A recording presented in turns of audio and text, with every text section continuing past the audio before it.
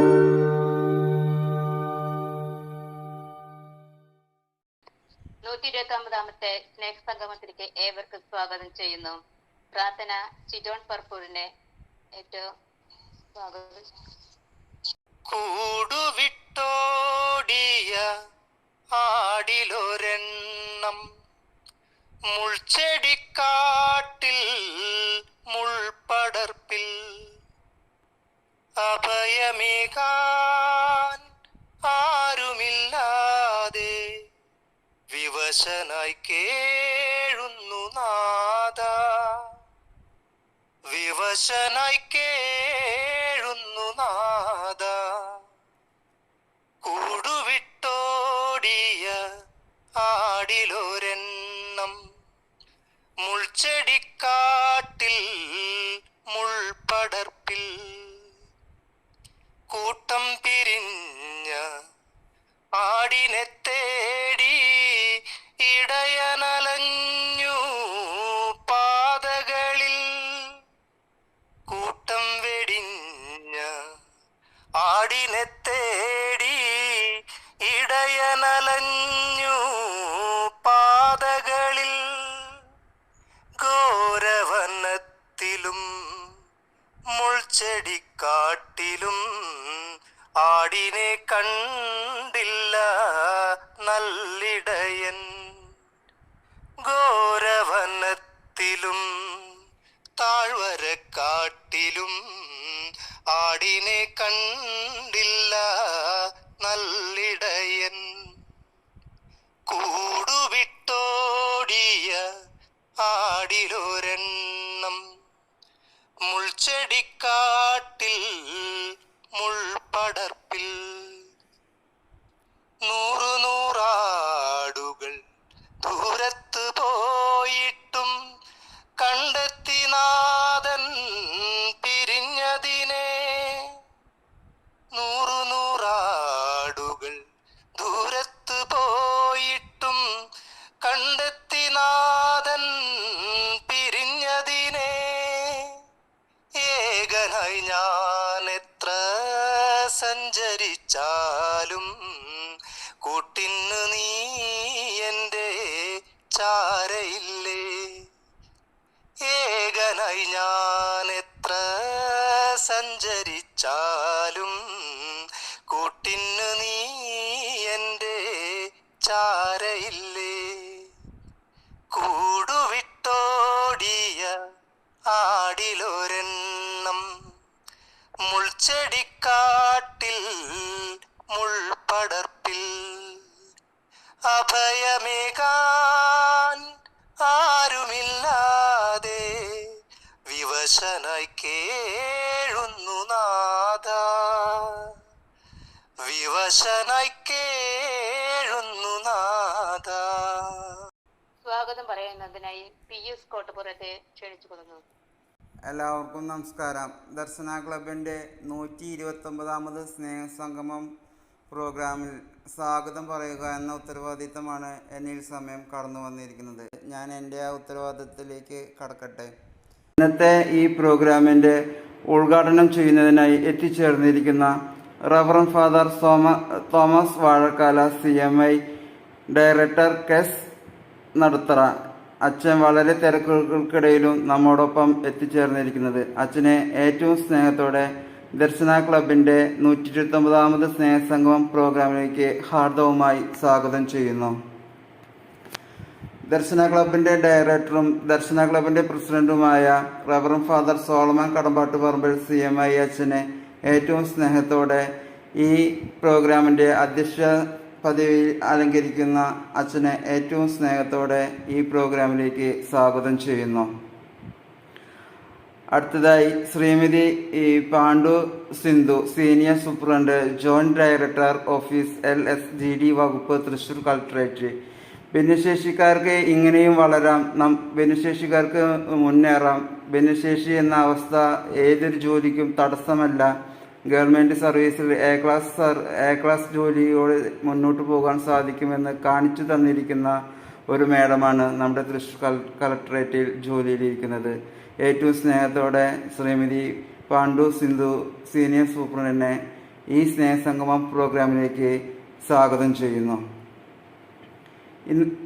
ഇന്നത്തെ ഈ സ്നേഹസംഗമം programme anchoring നടത്തിക്കൊണ്ടിരിക്കുന്ന ശ്രീമതി പ്രീമ ഷാജുവിനെ ഏറ്റവും സ്നേഹത്തോടെ ഈ പ്രോഗ്രാമിലേക്ക് സ്വാഗതം ചെയ്യുന്നു. ഇന്നത്തെ ഈ പ്രോഗ്രാം വളരെ ഈശ്വര ചൈതന്യം വരുന്നതിന് വേണ്ടി വളരെ ഭംഗിയായ പ്രാർത്ഥനാഗീതം ആലപിച്ച ശ്രീമാൻ സിജോൺ പർപ്പൂറിനെ ഏറ്റവും സ്നേഹത്തോടെ സ്വാഗതം ചെയ്യുന്നു. ഏതൊരു പ്രോഗ്രാമിൻ്റെയും റിപ്പോർട്ട് വളരെ ഭംഗിയായി അവതരിപ്പിക്കുന്ന, പ്രത്യേകിച്ച് ദർശനയുടെ എല്ലാ ആഴ്ചകളിലും റിപ്പോർട്ട് അതിഗംഭീരമായി അവതരിപ്പിക്കുന്ന ശ്രീമാൻ ജോസ് കൊരട്ടിച്ചേട്ടനെ ഏറ്റവും സ്നേഹത്തോടെ ഈ പ്രോഗ്രാമിലേക്ക് സ്വാഗതം ചെയ്യുന്നു. ഇന്നത്തെ ഈ പ്രോഗ്രാമിൻ്റെ നന്ദി പറയുന്നതിന് വേണ്ടി എത്തിച്ചേർന്നിരിക്കുന്ന റഹീനയെ പ്രത്യേകം ഈ പ്രോഗ്രാമിലേക്ക് സ്വാഗതം ചെയ്തു കൊള്ളുന്നു. അതുപോലെ ദർശന ക്ലബിൻ്റെ പ്രസിഡൻ്റായിരിക്കുന്ന ശ്രീമാൻ ഷിബിൻ ഹാരിയെ ഏറ്റവും സ്നേഹത്തോടെ ഈ പ്രോഗ്രാമിലേക്ക് എത്തിച്ചേർന്ന് സ്വാഗതം ചെയ്യുന്നു. അതുപോലെ ദർശനയുടെ സെക്രട്ടറിയായി സേവനം ചെയ്യുന്ന ജലന TSനെ ഏറ്റവും സ്നേഹത്തോടെ ഈ പ്രോഗ്രാമിലേക്ക് സ്വാഗതം ചെയ്തിരിക്കുന്നു. അതുപോലെ ദർശനയുടെ വിവിധ ഗ്രൂപ്പുകളിൽ നിന്നും എത്തിച്ചേർന്നിരിക്കുന്ന എല്ലാ ഗ്രൂപ്പ് അംഗങ്ങളെയും ഏറ്റവും സ്നേഹത്തോടെ ഈ 129ാം സ്നേഹസംഗമത്തിലേക്ക് ഒരിക്കൽ കൂടി സ്വാഗതം ചെയ്തുകൊണ്ട് നിർത്തുന്നു. നന്ദി, നമസ്കാരം. റിപ്പോർട്ട് വായിക്കുന്നതിനും ഗ്രൂപ്പുകളെ പരിചയപ്പെടുത്തുന്നതിനും ശ്രീ ജോസേട്ടൻ കൊരട്ടിയെ ക്ഷണിച്ചുകൊള്ളുന്നു. 2014 ഡിസംബർ 10 ദർശന ക്ലബ്ബ് തൃശ്ശൂരിൽ ആരംഭം കുറിച്ചു. തുടർന്ന് 4 വർഷങ്ങൾക്ക് ശേഷം 2022 ജനുവരി 19 ദർശന ക്ലബ്ബ് ദർശന സർവീസ് സൊസൈറ്റി എന്ന പേരിൽ രജിസ്റ്റർ ചെയ്യപ്പെടുകയുണ്ടായി. ദർശന ക്ലബ്ബ് ദർശന സർവീസ് സൊസൈറ്റിയുടെ ഒരു യൂണിറ്റായി പ്രവർത്തിച്ചു വരുന്നു. ദർശന സർവീസ് സൊസൈറ്റി ഇന്ത്യ മുഴുവൻ മുഖ്യമായും ഭിന്നശേഷിക്കാരുടെ സർവോന്മുഖ പുരോഗതിക്ക് വേണ്ടിയും മറ്റ് പാർശ്വവൽക്കരിക്കപ്പെട്ടവരും അവഗണിക്കപ്പെട്ടവരുമായ വ്യക്തികളുടെ ക്ഷേമ പ്രവർത്തനങ്ങൾക്ക് വേണ്ടിയും പ്രവർത്തിച്ചു കൊണ്ടിരിക്കുന്നു. ക്രിക്കറ്റിന് വേണ്ടി കാഴ്ച പരിമിതിയുടെ 3 ടീമുകൾ, പൂർണ്ണ കാഴ്ച പരിമിതിയുടെ 2 ഫുട്ബോൾ ടീം, ഭാഗിക കാഴ്ച പരിമിതിയുടെ 2 ഫുട്ബോൾ ടീം പ്രവർത്തിച്ചു വരുന്നു. കാഴ്ച പരിമിതിയുടെ ശിങ്കാരിമേളം ടീം, ഓർക്കസ്ട്ര ടീം, അവരുടെ തന്നെ ഫ്യൂഷൻ ടീം, നാടൻ പാട്ട് എന്നിവ എടുത്തു പറയത്തക്ക ശ്രദ്ധേയമായ പ്രോഗ്രാമുകളാണ്. കൂടാതെ കാഴ്ച പരിമിതർക്ക് വേണ്ടിയുള്ള ചെസ് ഡ്രാമ ടീമും പ്രവർത്തിച്ചു വരുന്നു. ദർശനാർത്ഥിന്റെ ടീം കാഴ്ച പരിമിതർക്കും ചലന പരിമിതർക്കും ഉയരം കുറവുള്ളവർക്കും സ്ത്രീ പുരുഷ ഭേദമന്യേ നീന്തൽ പരിശീലനം നൽകുകയും ജില്ലാ, സംസ്ഥാന, ദേശീയ തലങ്ങളിലേക്ക് മത്സരങ്ങൾക്കായി പ്രാപ്തരാക്കുകയും ചെയ്യുന്നു. ദർശന വീൽചെയർ ബാസ്കറ്റ്ബോൾ ടീം ചലന പരിമിതർക്ക് വേണ്ടി സ്പോർട്സ് വീൽചെയർ ഉപയോഗിച്ചുകൊണ്ട് സ്ത്രീ പുരുഷ ഭേദമന്യേ ബാസ്കറ്റ്ബോൾ പരിശീലിപ്പിക്കുകയും സംസ്ഥാന, ദേശീയ തലങ്ങളിലേക്ക് സജ്ജരാക്കുകയും ചെയ്യുന്നു. ഗ്ലോറിയ ഗ്രൂപ്പ് ചലന പരിമിതർക്ക് പാട്ടുകൾ പാടുന്നതിനും മാനസിക ഉല്ലാസത്തിനും ബുദ്ധി വളർച്ചയ്ക്കും വേണ്ട കാര്യങ്ങൾ ഈ ഗ്രൂപ്പിലൂടെ നടത്തി വരുന്നു. മത്സരത്തിൽ പങ്കെടുക്കുന്ന വിജയികൾക്ക് ക്യാഷ് പ്രൈസ് നൽകി വരുന്നു. തിരുഹൃദയ ഗ്രൂപ്പ് ചലന പരിമിതർക്കും കിടപ്പ് രോഗികൾക്കും പ്രാർത്ഥനയിലൂടെ ആശ്വാസം നൽകുന്ന ഗ്രൂപ്പാണ്. പ്രാർത്ഥനയോടൊപ്പം തന്നെ പരസ്പരം വേദനകൾ പങ്കുവയ്ക്കുവാനും സാമ്പത്തികമായി പിന്നോക്കം നിൽക്കുന്നവരെ സഹായിക്കുകയും ചെയ്യുന്ന ഗ്രൂപ്പാണ്. ദർശന ലിറ്റിൽ ബ്രദർ ഗ്രൂപ്പ് ഉയരം കുറഞ്ഞവർക്ക് വേണ്ടിയുള്ള ഗ്രൂപ്പാണിത്. ഇതിലൂടെ അവരുടെ മാനസിക, ശാരീരിക വിഷമതകൾ പങ്കുവയ്ക്കുവാനും കലാകായിക വിദ്യാഭ്യാസ മേഖലകളിൽ ശ്രദ്ധ പതിപ്പിക്കാനും വേണ്ടിയുള്ള ഗ്രൂപ്പാണ്. മാർഗദർശികളുടെ കൂട്ടായ്മ ദർശന ക്ലബിന്റെ ചാനലിലൂടെ മാർഗദർശികൾ എന്ന അഭിമുഖത്തിൽ പങ്കെടുത്ത വ്യക്തികളുടെ കൂട്ടായ്മയാണ്. ഈ അഭിമുഖത്തിൽ കാഴ്ച പരിമിതരും ചലന പരിമിതരും ഉയരം കുറഞ്ഞവരുമായിട്ടുള്ള 436 വ്യക്തികൾ പങ്കെടുക്കുകയുണ്ടായി. വിധവകളായി വീട്ടിൽ കഴിയുന്ന വ്യക്തികളുടെ കൂട്ടായ്മയാണ് വ്യാകുല മാതാവിന്റെ കൂട്ടായ്മ. ഈ കൂട്ടായ്മയിലൂടെ അവരുടെ മാനസിക, ശാരീരിക വിഷമതകൾ പങ്കുവയ്ക്കുവാനും പ്രാർത്ഥനയിലൂടെ ദൈവാനുഗ്രഹം പ്രാപിക്കുന്നതിനും ധൈര്യം സംഭരിക്കുന്നതിനും പ്രവർത്തിച്ചു വരുന്നു. അതുപോലെ തന്നെ സാമ്പത്തികമായി പിന്നോക്കം നിൽക്കുന്ന വ്യക്തികൾക്കും അവരുടെ മക്കൾക്ക് വിദ്യാഭ്യാസത്തിന് വേണ്ട സാമ്പത്തികമായി സഹായം നൽകുന്നതിനും ഈ ഗ്രൂപ്പിലുള്ളവർ തയ്യാറാകുന്നു. ഏതൻ ഗ്രൂപ്പ് മക്കളില്ലാത്ത ദമ്പതികളുടെ കൂട്ടായ്മയാണ് ഏതൻ ഗ്രൂപ്പ്. മക്കളില്ലാത്തതിന്റെ വിഷമം മൂലം വേദന അനുഭവിക്കുകയും തിരസ്കരണം നേടുകയും ചെയ്യുന്ന ദമ്പതികൾ ഒത്തൊരുമിച്ച് പരസ്പരം വിഷമതകൾ പങ്കുവയ്ക്കുവാനും സാമൂഹിക പ്രവർത്തനങ്ങളുടെ കർമ്മനിരതരാകാനും ഈ ഗ്രൂപ്പിലുള്ളവർ തയ്യാറാകുന്നു. ദർശന യൂട്യൂബ് ചാനൽ 2020 ഏപ്രിൽ മാസത്തിൽ ആരംഭിച്ച ദർശന ക്ലബ് യൂട്യൂബ് ചാനൽ ഭിന്നശേഷിക്കാരുടെ അഭിമാനമായ ചാനലായി മാറിക്കഴിഞ്ഞിരിക്കുന്നു. 7000-ൽ പരം സബ്സ്ക്രൈബേഴ്സ് ഇതിലുണ്ട്. ദർശന ക്ലബിന്റെ യൂട്യൂബ് ചാനലിലൂടെ ഭിന്നശേഷിക്കാരുടെ കലാവാസനകൾ പ്രകടമാക്കുന്നതിനും കനവെന്ന പ്രോഗ്രാം, ആത്മീയമായി ഉന്നമനത്തിന് വേണ്ട ധ്യാനങ്ങൾ, ക്ലാസുകൾ, സമകാലിക വാർത്തകൾ, സ്നേഹസംഗമം തുടങ്ങി നിരവധിയായ പ്രവർത്തനങ്ങൾ യൂട്യൂബ് ചാനലിലൂടെ നടത്തി വരുന്നു. ഇരിങ്ങാലക്കുട വർഷത്തിലൊരിക്കൽ ഇരിങ്ങാലക്കുട ക്രൈസ്റ്റ് കോളേജിൽ വെച്ച് എല്ലാ വിഭാഗത്തിൽപ്പെട്ട ഭിന്നശേഷിക്കാർക്ക് വേണ്ടി അത്ലറ്റ് മീറ്റും വീൽചെയർ വിഭാഗത്തിൽപ്പെട്ടവർക്ക് വടംവലി മത്സരവും നടത്തി വരുന്നു. ഭിന്നശേഷിക്കാർക്ക് വേണ്ടി വിനോദയാത്രകളും ഉപജീവനാർത്ഥം സ്വയം തൊഴിലിനു വേണ്ടി പരിശീലനങ്ങളും അവസരങ്ങളും സജ്ജമാക്കുന്നു.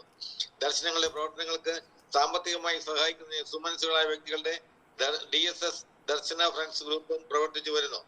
ദർശനയുടെ പ്രവർത്തനങ്ങൾക്ക് ന്യൂനതവും ക്രിയാത്മകവുമായി ചിന്തകൾ പങ്കുവയ്ക്കുവാനും ഊർജ്ജസ്വലമായി പ്രവർത്തിക്കുന്നതിനു വേണ്ടി ഒരു ഉപദേശ സമിതിയും പ്രവർത്തിച്ചു വരുന്നു. സ്നേഹസംഗമം എല്ലാ ശനിയാഴ്ചകളിലും ഉച്ചയ്ക്ക് 1:30 ദർശന ക്ലബ്ബ് ഓൺലൈനിലൂടെ സ്നേഹസംഗമം കൂട്ടായ്മ നടത്തി വരുന്നു. 60-ൽ പരം വ്യക്തികൾ ഗൂഗിൾ മീറ്റിംഗിലൂടെ നടത്തപ്പെടുന്ന ഈ സ്നേഹസംഗമത്തിൽ പങ്കെടുക്കുന്നു. മത നേതാക്കന്മാരിലൂടെ ഉദ്ഘാടനം ചെയ്യപ്പെടുന്ന മോട്ടിവേഷൻ ക്ലാസുകളും സർക്കാരിന്റെ വിവിധ ഡിപ്പാർട്ട്മെന്റിൽ വരുന്ന വ്യക്തികളുടെ മുഖ്യ പ്രഭാഷണങ്ങളും ഡിപ്പാർട്ട്മെന്റുകളെ പറ്റി പരിചയപ്പെടുത്തലുകളും സമൂഹത്തിന്റെ മുൻനിരയിലുള്ള വ്യക്തികളുടെ പ്രസംഗങ്ങളും ഈ പ്രോഗ്രാമിൽ നടത്തി വരും. പ്രിയപ്പെട്ടവരെ, 25/11/2023 ശനിയാഴ്ച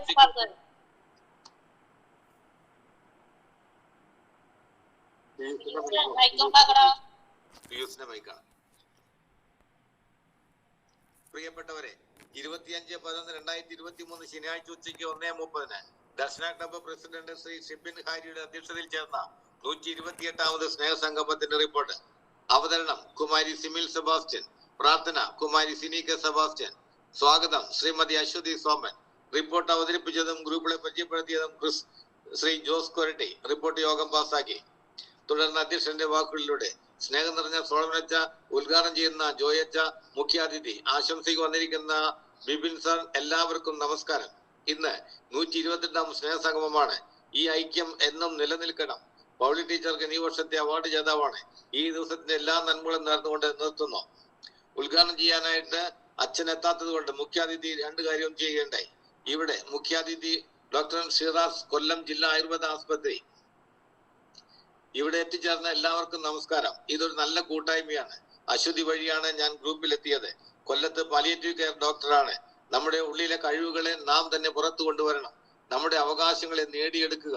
നമ്മുടെ കഴിവുകൾ മറ്റുള്ളവരോട് പറയുക. നിങ്ങൾ പലതരത്തിലുള്ള മുത്തുകളാണ്. പിന്നീട് സംശയങ്ങളും അതിന് മറുപടിയുമായിരുന്നു. എന്നെ വിളിച്ച് നന്ദി പറഞ്ഞുകൊണ്ട് നിർത്തുന്നു. ആശംസ പറയാൻ എത്തിയത് കല്ലൂർ അക്ഷയ കേന്ദ്രത്തിലെ ശ്രീ ബിപിൻ സാർ ആയിരുന്നു. എത്രയും സ്നേഹം നിറഞ്ഞ സോളമനച്ച, ജോയച്ച, ഡോക്ടർ ഷിറാസ്, മറ്റെല്ലാ ഭാരവാഹികൾക്കും നമസ്കാരം. ആദ്യമായാണ് ഞാൻ ഇതിൽ വന്നത്. നാം മറ്റുള്ളവർക്ക് നന്മ ചെയ്യണം. ഈ സംഘടനയ്ക്ക് എല്ലാവിധ ഭാവുകങ്ങൾ നിജ വഴിയാണ് ഞാൻ ഗ്രൂപ്പിലെത്തിയത്. ഈ സംഘടനയിലെ അച്ഛനും മറ്റുള്ളവർക്കും കൂടുതൽ പ്രവർത്തിക്കാൻ കഴിവ് തരട്ടെ എന്ന് പ്രാർത്ഥിച്ചുകൊണ്ട് നിർത്തുന്നു. പിന്നെ സംശയങ്ങൾ ചോദിക്കുകയും മറുപടിയും തരികയുണ്ടായി. യോഗത്തിന്റെ അവസാനം നന്ദി പറഞ്ഞത് ശ്രീമതി ഏഞ്ചൽ മേരി കൊല്ലം. എല്ലാവരുടെയും അംഗീകാരത്തിനായി റിപ്പോർട്ട് സഭാ സമക്ഷം സമർപ്പിക്കുന്നു. ലീഡർ ജോസ് കൊരട്ടി. അധ്യക്ഷം വഹിക്കുന്നതിനായി റവർ ഫാദർ സോളമൻ കടമ്പൂട്ടുപറമ്പിൽ അച്ഛനെ ക്ഷണിച്ചു കൊള്ളുന്നു. അപ്പൊ എല്ലാവർക്കും നമസ്കാരം. നമ്മുടെ ഇന്നത്തെ സ്നേഹസംഗമം ഇവിടെ ഉദ്ഘാടനം ചെയ്യാനായിട്ട് ചേർന്നിരിക്കുന്ന അച്ഛനും അതുപോലെ തന്നെ മുഖ്യാതിഥിയായിരിക്കുന്നവർക്കും എല്ലാവർക്കും ഒരിക്കൽ കൂടി എന്റെ ഭാഗത്തു നിന്ന് ഒരു സ്വാഗതം അർപ്പിക്കുന്നു. നമ്മുടെ ഈ സ്നേഹസംഗമം ഇന്നിവിടെ നടത്തുമ്പോൾ എനിക്ക് 1-2 കാര്യം നിങ്ങളോട് ഒന്ന് പറയാനായിട്ടുള്ളത്, നമ്മുടെ ബാസ്കറ്റ്ബോൾ കളിയില് നമ്മുടെ കുട്ടികൾ പോയി 4 പേര് ദർശനയുടെ ഭാഗത്തുനിന്ന് പോകാനുണ്ടായിരുന്നു. 3rd വാങ്ങിച്ച് അവർക്ക് വരാനായിട്ട് സാധിച്ചു. ഈ അവസരത്തിൽ അഭിനന്ദിക്കുകയാണ്. തീർച്ചയായിട്ടും അവരുടെ കഠിന പ്രയത്നം ഏകദേശം 4 വർഷമായ മുണ്ടൂർ നിർമ്മൽ ജ്യോതി സ്കൂളിൽ വെച്ച് അജിലിന്റെ നേതൃത്വത്തിൽ അവർ പരിശീലനം നടത്തിക്കൊണ്ടിരിക്കുകയായിരുന്നു. തീർച്ചയായിട്ടും അവർക്ക് ഈ അവസരത്തിൽ അഭിനന്ദനങ്ങൾ അറിയിക്കുന്നു.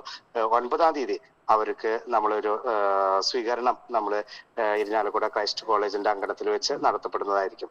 അപ്പൊ എല്ലാവരും അതിലേക്ക് എത്തിച്ചേരണമെന്ന് ഈ അവസരം അല്ലാതെയും പ്രത്യേകമായിട്ട് അറിയിപ്പായിട്ട് സ്വീകരിക്കണമെന്ന് അഭ്യർത്ഥിക്കുന്നു. ഇനി നമ്മൾ ഇന്നലെ മുതൽ നമ്മൾ ഒരു ആഗമനക്കാലം എന്നല്ലെങ്കിൽ ക്രിസ്മസിന് ഒരുക്കമായിട്ടൊക്കെ നമ്മൾ തുടങ്ങി വെച്ച് കഴിഞ്ഞു.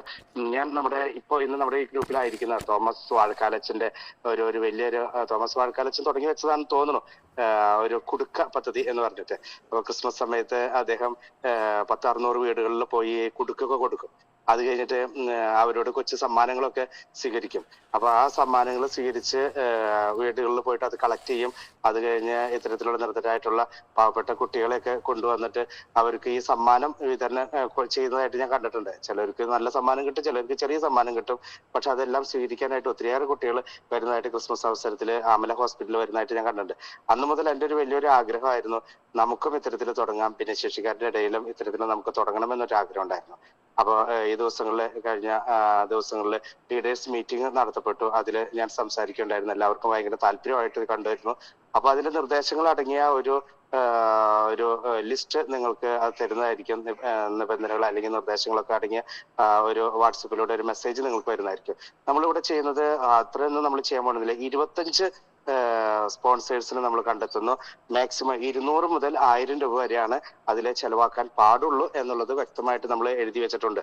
അതായത് 100 രൂപ മുതൽ 500 രൂപ വരെ കൊടുക്കയിലും 100 രൂപ മുതൽ 500 രൂപ വരെ നമ്മൾ കൊച്ചു കൊച്ചു സാധനങ്ങളായിട്ട് കുട്ടികൾക്ക് കൊടുക്കാൻ പറ്റുന്ന സാധനങ്ങളായിട്ടുള്ളത് കളക്ഷനും സാധനം ഉണ്ടാവും. അപ്പൊ ഒരു ചെറിയ എമൗണ്ട് ഉണ്ടാവും ആ കുട്ടിക്ക് കിട്ടാനായിട്ടുള്ളത്. അപ്പൊ അത് ഒരു വലിയൊരു സമ്മാനമായിട്ട് ഒരു ഗിഫ്റ്റ് എന്നുള്ള രീതിയിലാണ് നമ്മളത് കൊടുക്കാനായിട്ട് ആഗ്രഹിക്കുന്നത്. 25 സ്പോൺസേഴ്സ്.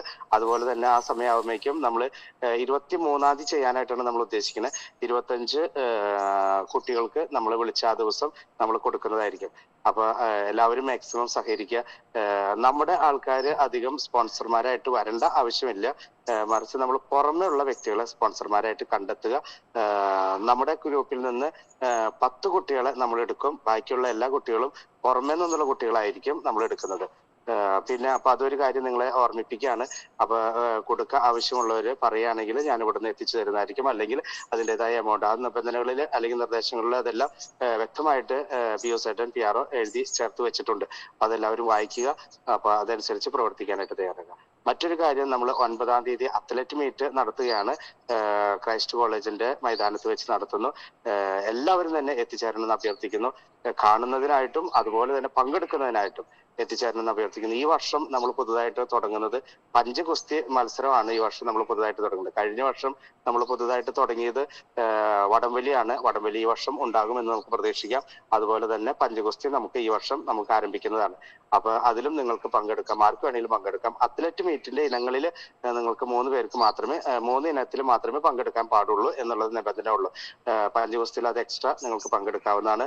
വടംവലിയും എക്സ്ട്രാ നിങ്ങൾക്ക് പങ്കെടുക്കാവുന്നതാണ്.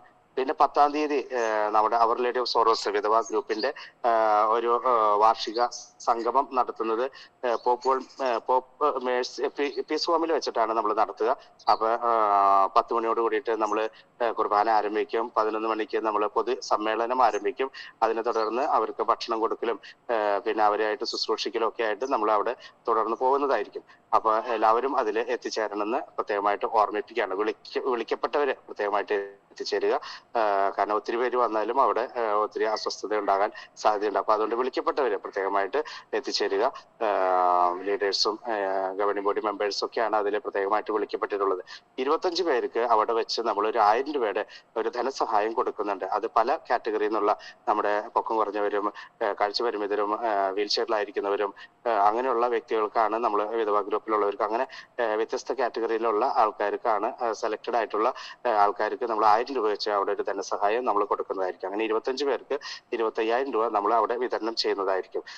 അതുപോലെ തന്നെ ഭക്ഷണം ഉണ്ടായിരിക്കും. അതുപോലെ തന്നെ ചെറിയ കലാപരിപാടികൾ നമുക്ക് അവിടെ നടത്തപ്പെടുന്നതായിരിക്കും. അപ്പൊ 9ഉം 10ഉം ദിവസങ്ങളുടെ കാര്യങ്ങളെല്ലാം നിങ്ങളോട് പറഞ്ഞു കഴിഞ്ഞു.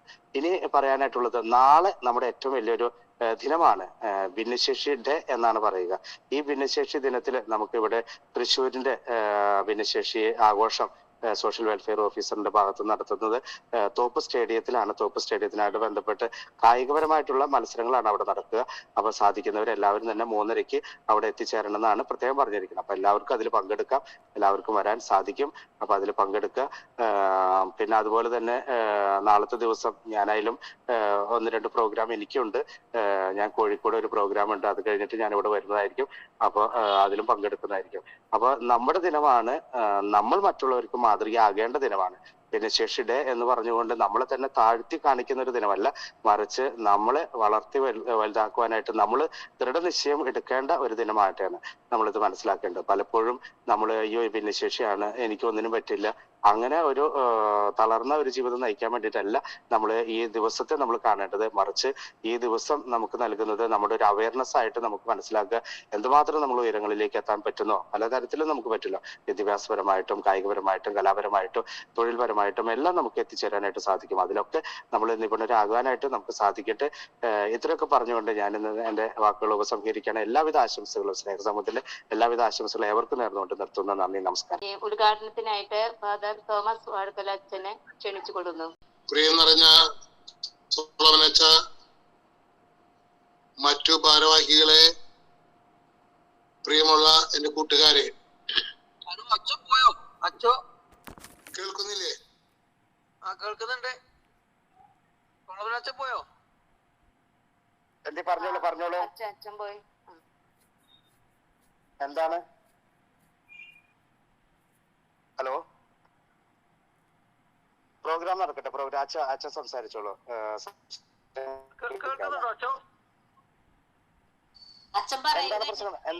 എന്താണ് പ്രശ്നം? അത് നമുക്ക് ഇത് കഴിഞ്ഞിട്ട് പറയാം, പിന്നെ വിളിക്കാം. ശരി. ഞാൻ മലപ്പുറത്താണ്. മനസ്സിലായി. പ്രിയമുള്ളവരെ, നമ്മള് ഭിന്നശേഷി ദിനത്തിന്റെ അടുത്ത ദിവസമാണ് നമ്മൾ ഒന്നിച്ചു ചേർന്നിരിക്കുന്നത്. ഈ കുറവുകൾ ഇല്ലാത്തൊരു മനുഷ്യൻ ഈ ഭൂമിയിൽ ജനിച്ചിട്ടില്ല. പെർഫെക്റ്റ് ആയിട്ട് ആരുമില്ല.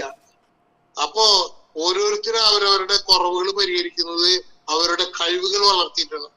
കഴിവുകൾ വളരുമ്പോ കുറവുകൾ ഇല്ലാതാവും. നമ്മുടെ കഴിവുകളൊക്കെ നമ്മൾ വേണ്ട രീതിയിൽ ഉയർത്തിക്കൊണ്ടുവന്ന് നേട്ടങ്ങൾ കൈവരിക്കുമ്പോൾ നമ്മളെല്ലാവരും വലിയവരാകുന്നു.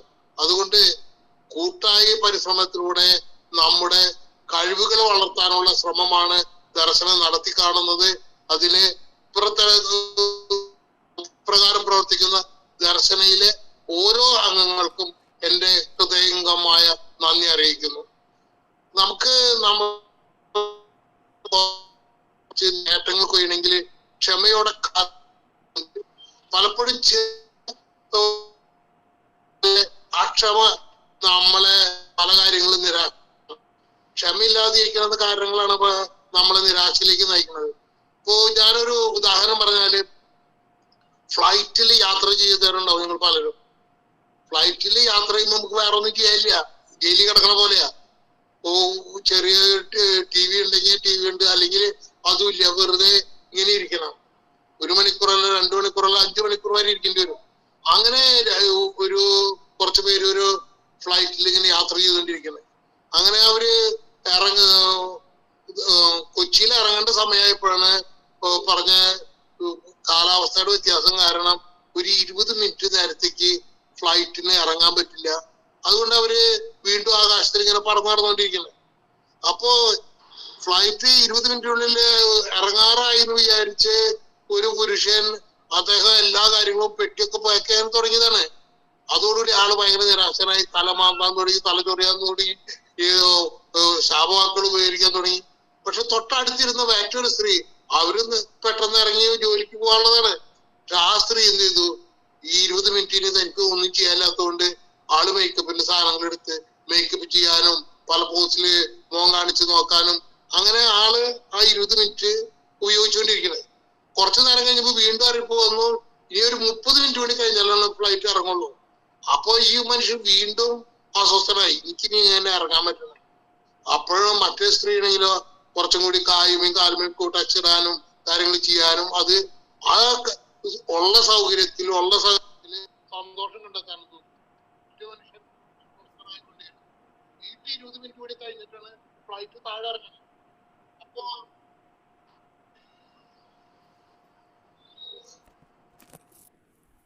അപ്പോ ബാക്കിയുള്ളവരൊക്കെ അസ്വസ്ഥരായപ്പോഴും സ്വന്തം സമയം സാഹചര്യം ഭംഗിയായിട്ട് ഉപയോഗിച്ചപ്പോ ആൾക്ക് ലൈഫ് സന്തോഷമാക്കി തീർക്കാൻ പറ്റി. ഇത് തന്നെയാണ് നമ്മുടെ ജീവിതത്തിലും പ്രത്യക്ഷമായ ചില സംഭവ വികാസങ്ങള് നമുക്ക് നമ്മുടെ ഫ്ലൈറ്റ് നമ്മൾ വിചാരിച്ച രീതിയിൽ നേട്ടങ്ങൾ കൊയ്യാനോ ഫ്ലൈറ്റ് ലാൻഡ് ചെയ്യാനോ പറ്റില്ല. അപ്പൊ അക്ഷമരായിട്ട് കാര്യമില്ല. ഉള്ളതിൽ സന്തോഷിക്കാനും അതിൽ സൗന്ദര്യം കണ്ടെത്താനും അതിൽ സന്തോഷം കണ്ടെത്താനും നമ്മൾ ശ്രമിച്ചാൽ ജീവിതം വിജയകരമായി തീരും. അതുകൊണ്ട് ഈ ലോകം നമുക്ക് കീഴടക്കാനുള്ളതാണ്. ഈ ലോകത്തിൽ നമുക്ക് നേട്ടങ്ങൾ കൊയ്യാനുള്ളതാണ്. അതിനുള്ള കൂട്ടായ പരിശ്രമങ്ങളാണ് നമ്മൾ നടത്തിക്കൊണ്ടിരിക്കുന്നത്. അങ്ങനെയുള്ള ഈ ശ്രമത്തിനിടയിൽ ചെറിയ ചെറിയ അസ്വസ്ഥതകള് അക്ഷമയായി ക്ഷമകേടായി നമ്മെ കാർന്നു തിന്നാതിരിക്കാൻ നമുക്ക് ഓരോരുത്തർക്കും പരിശ്രമിക്കാം. ഈ വരുന്ന ഭിന്നശേഷി ദിനത്തിന്റെ എല്ലാവിധ മംഗളങ്ങളും ആശംസകളും വിജയങ്ങളും നേർന്നുകൊണ്ട് ഞാൻ നിർത്തുന്നു. നന്ദി, നല്ല നമസ്കാരം. എന്നെ ഇതിന് ക്ഷണിച്ച എല്ലാവർക്കും എന്റെ ഹൃദയം നിറഞ്ഞ നന്ദി അറിയിക്കുന്നു. ഏവരെയും ദൈവം അനുഗ്രഹിക്കട്ടെ. Thank you very much. മുഖ്യാതിഥി ശ്രീമതി പാണ്ഡു സിന്ധു, സീനിയർ സൂപ്രണ്ട് ക്ഷണിച്ചുകൊള്ളുന്നു. എല്ലാവർക്കും നമസ്കാരം. ഞാൻ പാലക്കാട് നവകേരള സദസ്സായിട്ട് ഒരു അനുമോദനത്തിന്റെ ഭാഗമായി CMന്റെ കയ്യിൽ ഒരു അനുമോദനം വാങ്ങിച്ചു വരുന്ന വഴിയാണ്. എൻ്റെ പേര് പണ്ട് Sindhu. Thank you so much. അപ്പോൾ നാളെ അത് പത്രത്തിൽ കാണാം എല്ലാവർക്കും. എൻ്റെ പേര് പണ്ട് സിന്ധു. ഇരിഞ്ഞാലക്കുട പൊറത്തിശ്ശേരിയിലാണ് താമസിക്കുന്നത്.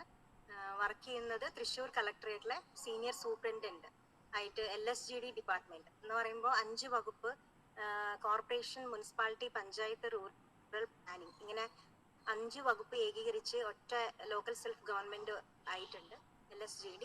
അതിന്റെ ജില്ലാ ഓഫീസ് ജോയിന്റ് ഡയറക്ടറിന്റെ SS ആണ്. എനിക്ക് ചെറുപ്പത്തിൽ 3.5 വയസ്സിൽ 2 കാലിനും പോളിയോ ബാധിച്ച ആളാണ്. അച്ഛൻ റെയിൽവേയിൽ ചീഫ് സൂപ്പർവൈസർ ആയിരുന്നു, അമ്മ ഹൗസ് വൈഫാണ്. അപ്പോൾ എനിക്കിവിടെ പറയാനുള്ളത്, 3.5 വയസ്സിൽ 2 കാലുകളും തളർന്ന ഒരു പെൺകുട്ടി. അച്ഛൻ പല സ്ഥലങ്ങളിലും റെയിൽവേയിലായതുകൊണ്ട് ഞങ്ങൾക്ക് ഹൈദരാബാദ്, ജംഷഡ്പൂർ, സിക്കിന്ദ്രാബാദ്, ബാംഗ്ലൂർ ഇങ്ങനെയൊക്കെ ആയിരുന്നു അച്ഛൻ്റെ ജോലി സ്ഥലങ്ങൾ. അവിടെ വെച്ചിട്ട് പ്ലസ് വൺ വരെ ഞാൻ ഇരുന്ന് നിരങ്ങണ ഒരു സ്റ്റേജ് ആയിരുന്നു. എന്ന് പറയുമ്പോൾ ഒന്നും പറ്റില്ല. അപ്പോൾ സ്കൂളിംഗ് ഒക്കെ ശരിക്കും ഹെർക്കുലൻ ടാസ്ക് ആണ്. എന്ന് പറയുമ്പോൾ അച്ഛൻ കൊണ്ടുപോയിട്ട്, എനിക്കൊരു അനിയനുണ്ട്, അപ്പൊ അനിയനെ നോക്കി അമ്മ ഇരിക്കും. അച്ഛൻ എന്നെ കൊണ്ടുപോയിട്ട് സ്കൂളിൽ ആക്കും. പിന്നെ അച്ഛന് ഓൺ ഡ്യൂട്ടിയിൽ പല തവണ എൻ്റെ അടുത്തേക്ക് വരേണ്ടി വരും. എന്ന് പറയുമ്പോൾ എൻ്റെ ടോയ്ലറ്റ് ഉൾപ്പെടെ പ്രാഥമിക കാര്യങ്ങളൊന്നും ചെയ്യാൻ പറ്റാത്തൊരവസ്ഥയിൽ സ്കൂളിലിരിക്കുന്ന ഒരു കുട്ടി ആയതുകൊണ്ട് അച്ഛൻ പല ഒഫീഷ്യൽ ടൈമിൽ ബ്രേക്ക് എടുത്തിട്ട് വരാറുണ്ട്. അങ്ങനെ ബ്രേക്ക് എടുത്തിട്ട് അച്ഛൻ എന്നെ പഠിപ്പിക്കുമ്പോൾ അച്ഛന് മെമ്മോ ഒക്കെ കിട്ടാറുണ്ട് ഹെഡിൽ നിന്നും. അപ്പോൾ ആ സമയത്തൊക്കെ അച്ഛൻ്റെ കൊലീഗ്സും ഫ്രണ്ട്സൊക്കെ ചോദിക്കും. ആ സമയത്ത് പെൺകുട്ടികളെ പഠിപ്പിക്കാൻ അത് തന്നെ ഒരു വലിയ ഒരു കാര്യമാണ്. പെൺകുട്ടികളെ അങ്ങനെ പഠിപ്പിക്കാത്ത ഒരു ആ സമയമായിരുന്നു. അപ്പോൾ അച്ഛനോട് കൊലീഗ്സും ഫ്രണ്ട്സും ചോദിച്ചു, അച്ഛൻ്റെ പേര് വിശ്വനാഥനാണ്, എന്തിനാ വിശ്വനാഥ ഈ കുട്ടീനെ പഠിപ്പിച്ചിട്ട് എന്താ കാര്യം? ഇങ്ങനെ നിങ്ങൾ മോളിൽ നിന്നും നിങ്ങളുടെ ഡ്യൂട്ടിയിലൊക്കെ ബുദ്ധിമുട്ടാവണോ, നിങ്ങൾക്ക് സ്ട്രഗിൾ ആവണോ എന്ന്. അപ്പോൾ നിങ്ങൾക്ക് അത്യാവശ്യം കഴിയേണ്ട ചിലവ് സാഹചര്യം ഉണ്ടല്ലോ വീട്ടിൽ. അപ്പോൾ ഈ കുട്ടീനെ എന്തിനാ പഠിപ്പിക്കണേന്ന് പലരും ചോദിച്ചു അച്ഛനോട്. ആ ചോദിക്കുമ്പോൾ എൻ്റെ അച്ഛൻ്റെ ഒരു മറുപടിയാണ് എന്നെ ഈ കളക്ടറേറ്റിൽ ഇത്ര വലിയ സ്ഥാനത്തിരുത്തിയത്. അച്ഛൻ പറഞ്ഞു, എൻ്റെ മകൾക്ക് ഞാൻ സരസ്വതി കൊടുക്കും. അവൾക്ക് അവളുടെ ചോറ് സമ്പാദിക്കാനുള്ള നട്ടെല്ലുണ്ട്, ബാക്കിയെല്ലാം അവൾക്ക് കൂട്ടിച്ചേർക്കപ്പെടുന്നു. എൻ്റെ അച്ഛൻ്റെ ഐ വിൽ റിപ്പീറ്റ് ഇറ്റ്, എൻ്റെ അച്ഛൻ്റെ ഒരു വേർഡ്. ഞാൻ എൻ്റെ മകൾക്ക് പഠിപ്പ് എന്ന സരസ്വതി കൊടുക്കും. അവൾക്ക് അവളുടെ ചോറ് സമ്പാദിക്കാനുള്ള നട്ടെല്ലുണ്ട്, ബാക്കിയുള്ളതൊക്കെ അവൾക്ക് കൂട്ടിച്ചേർക്കപ്പെടുന്നു. ആ കുഞ്ഞു മനസ്സിൽ എൻ്റെ അച്ഛൻ പറയണത് എന്താണ് ഫുള്ളായിട്ട് അതിൻ്റെ അർത്ഥം അറിഞ്ഞില്ലെങ്കിലും ഞാൻ എൻ്റെ മൈൻഡിൽ അത് രജിസ്റ്റർ ചെയ്തു. ഓഹോ, ഞാൻ ഇങ്ങനെ പഠിക്കണം, എന്തായാലും പഠിച്ചൊരു ജോലി നേടണം. അപ്പൊ ആ ടൈമിൽ അച്ഛൻ്റെ സ്ട്രഗിളും അമ്മയുടെ സ്ട്രഗിളും ഒക്കെ നോക്കിയിട്ട് ഒരു ഡെസിഷൻ എടുത്തിട്ട്, എന്ന് പറയുമ്പോൾ അറ്റ്മോസ്റ്റ് സ്ട്രഗിൾ ആയിരുന്നു. സ്കൂള്, കോളേജ്, ജോലി നേടാൻ എല്ലാ ഹെവി ടാസ്ക്. അപ്പോൾ എൻ്റെ അച്ഛൻ്റെ ഓരോ വാക്കും യാഥാർത്ഥ്യമാവണ ഓരോ ഘട്ടങ്ങളും ഞാൻ എൻ്റെ ജീവിതത്തിൽ അനുഭവിച്ചിട്ടുണ്ട്. എന്ന് പറയുമ്പോൾ ഞാൻ ഡിഗ്രി PG കഴിഞ്ഞു, പിന്നെ ഡിസ്റ്റിങ്ഷനോടെ എല്ലാം പാസ്സായി. അത് കഴിഞ്ഞിട്ട് അച്ഛൻ എല്ലാ എക്സാം എഴുതിക്കുകയായിരുന്നു. PSCയിൽ 28 ലിസ്റ്റിൽ വന്നു. 16ാമത്തെ സർക്കാർ ജോലിയിലാണ് ഞാനിപ്പോ ഗസ്റ്റഡ് ഓഫീസറായിട്ട്. അച്ഛൻ പല പത്രത്തിലും ടിവിയിലും ഒരുപാട് ന്യൂസുകൾ വന്നിട്ടുണ്ടായിരുന്നു. ഇങ്ങനെ വൈകല്യത്തെ, ഡിസബിലിറ്റീനെ അതിജീവിച്ച കുട്ടി കർമ്മമേഖലയില് കോവിഡ് സമയത്തും പ്രളയം സമയത്തും നോഡൽ ഓഫീസർ ആയിരുന്നു. ബെസ്റ്റ് പെർഫോമൻസിന് സംസ്ഥാന സർക്കാരിന്റെ ബെസ്റ്റ് സ്റ്റേറ്റ് ഗവൺമെന്റ് എംപ്ലോയിയുടെയും സംസ്ഥാന പഞ്ചായത്ത് പ്രതിഭ അവാർഡ്, ഇങ്ങനെ ബാക്കി എക്സലൻസ് അവാർഡ്, 9 അവാർഡ് കിട്ടാനുള്ള ഒരു ഭാഗ്യം. ഞാൻ അപ്പോ ഓരോ സ്ട്രഗിൾ ചെയ്യുമ്പോഴും ജോലി നേടി. അപ്പൊ എനിക്ക് കല്യാണം കഴിഞ്ഞു. എനിക്കൊരു മോളുണ്ട്, അവൾക്ക് 10 വയസ്സാണ്. അപ്പൊ അച്ഛൻ പറഞ്ഞൊരു വേർഡ് ഞാൻ ഇപ്പോഴും പറയാണ്, എന്റെ മോൾക്ക് പഠിപ്പ് എന്ന സരസ്വതി കൊടുക്കുമ്പോൾ ബാക്കിയെല്ലാം അവൾക്ക് കൂട്ടിച്ചേർക്കപ്പെടും. എനിക്ക് ജോലി കിട്ടി, കല്യാണം കഴിഞ്ഞു, എല്ലാവരുടെ പോലെ ഒരു ഫാമിലി, ഒരു മകളുണ്ട്. അപ്പോഴും ഞാൻ അടുത്ത ഘട്ടത്തിലേക്ക്, ഞാൻ ഓരോ പൊസിഷനിൽ എത്തുമ്പോഴും എനിക്ക് ട്രാവൽ ചെയ്യേണ്ടി വരുന്നു, ഇൻസ്പെക്ഷൻസ് വരും. 15 മുനിസിപ്പാലിറ്റി, പഞ്ചായത്ത്, കോർപ്പറേഷന്റെ ചുമതല വരുമ്പോൾ ഇൻസ്പെക്ഷന് പോകണം. അപ്പോൾ എപ്പോഴും ഇങ്ങനെ ഡിപ്പെൻഡ് ചെയ്യുക, എങ്ങനെ പോകും, 2 കാലും ഇങ്ങനെ ആയതുകൊണ്ട് ഞാൻ എങ്ങനെ പോകും. അപ്പോഴാണ് നെറ്റിലൊക്കെ കുറെ തപ്പിയിട്ട് നോക്കിയപ്പോൾ എനിക്ക് മോഡിഫൈഡ് കാറ് യൂസ് ചെയ്യണ മുസ്തഫ മലപ്പുറം, അദ്ദേഹത്തിനെ കുറിച്ചൊക്കെ വായിച്ചു. അങ്ങനെ ഞാൻ നെറ്റിൽ തപ്പി മുസ്തഫ ചേട്ടനെ വിളിക്കുകയാണ്, എനിക്ക് തന്നെ വണ്ടി ഓടിച്ചു പോകണം, എന്നെ പഠിപ്പിച്ചു തരോ. അപ്പൊ അവര് പറഞ്ഞു എത്ര ഡിസബിൾഡ് ആണ്. ഞാൻ പറഞ്ഞു എനിക്ക് 65% ഡിസബിലിറ്റി ഉണ്ട്.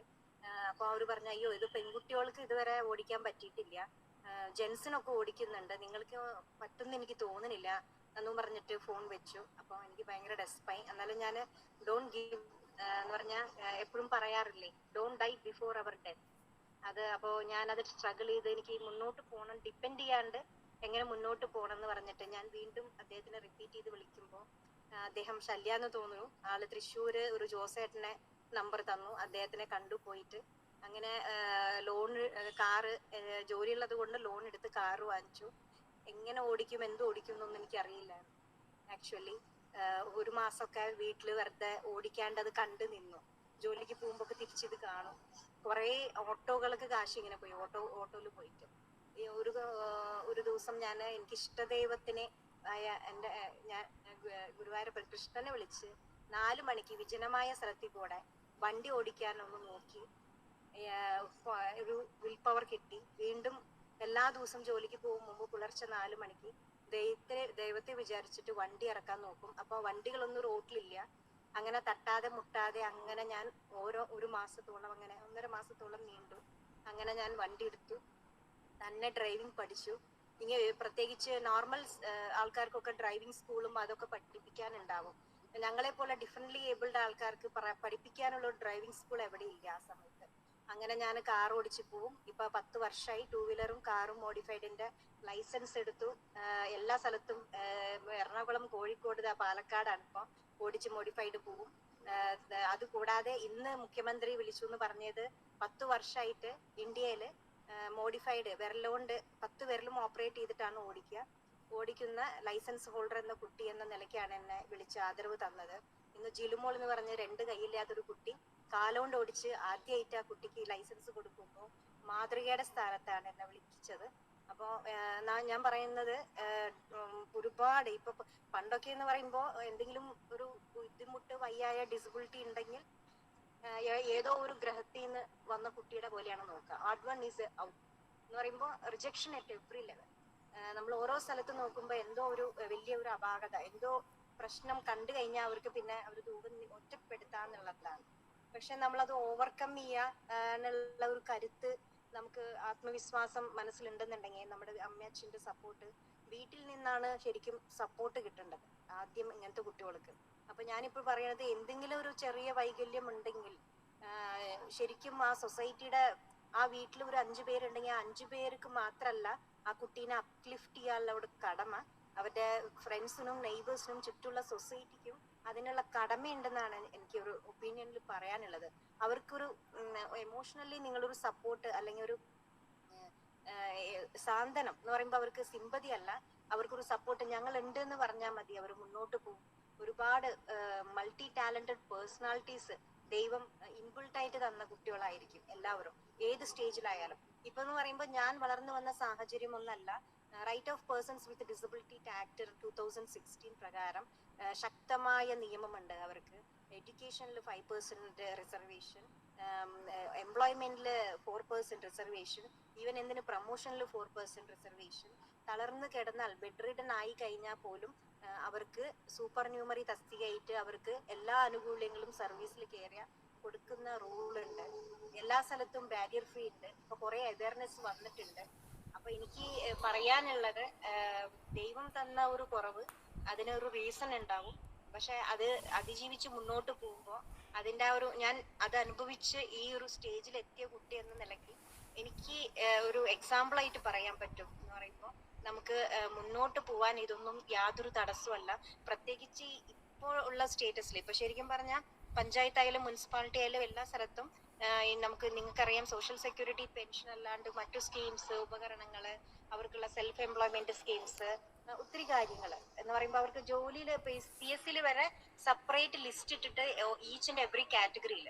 ഇപ്പൊ പണ്ടൊക്കെ നമുക്ക് ഈ റിസർവേഷൻ വരുമ്പോൾ നമുക്കിപ്പോ ഇത്രയും കാറ്റഗറീസ് 27 കാറ്റഗറീസ് എപ്പോ ഇപ്പൊ ഓൾറെഡി ഉണ്ട് തോന്നുന്നു RPWD ആക്ടില്. എന്ന് പറഞ്ഞാൽ ഇതൊക്കെ ഉൾപ്പെടുത്തിയിട്ടുണ്ട്. ലെപ്രസി, ഡാർഫിസം, ഹിമോഫിലിയ, ഇങ്ങനത്തെ ആസിഡ് അറ്റാക്ക് ഉള്ള വിക്ടിംസിനെ ഉൾപ്പെടെ ഇതിൽ ഉൾപ്പെടുത്തിയിട്ടുണ്ട്. അപ്പൊ നമുക്ക് പഠിച്ചു കഴിഞ്ഞാൽ ഈ ഒരു റിസർവേഷനിൽ ഒരു ജോബ് കിട്ടാൻ വളരെ എളുപ്പത്തിലുള്ള കാര്യമാണ്. വളരെ പ്രോസസ് ഒക്കെ ഈസി ആയിട്ടുണ്ട്. ഇത്തരം കാര്യങ്ങൾ എന്ന് പറയുമ്പോൾ ഞാനൊരു പേരൻസിനോടായാലും ഈ ഡിസബിലിറ്റി അനുഭവിക്കുന്ന ആളോടായാലും എനിക്ക് പറയാനുള്ളത്, ഈ right of persons with disability act നമുക്ക് നെറ്റിലടിച്ചാൽ കിട്ടും. അത് വായിക്കുക എന്ന് പറയുമ്പോൾ നമുക്കുള്ള റൈറ്റ്സ് എന്താണ്. ഇപ്പൊ നമ്മൾ എപ്പോഴാണ് ചൂഷണം ചെയ്യപ്പെടാ?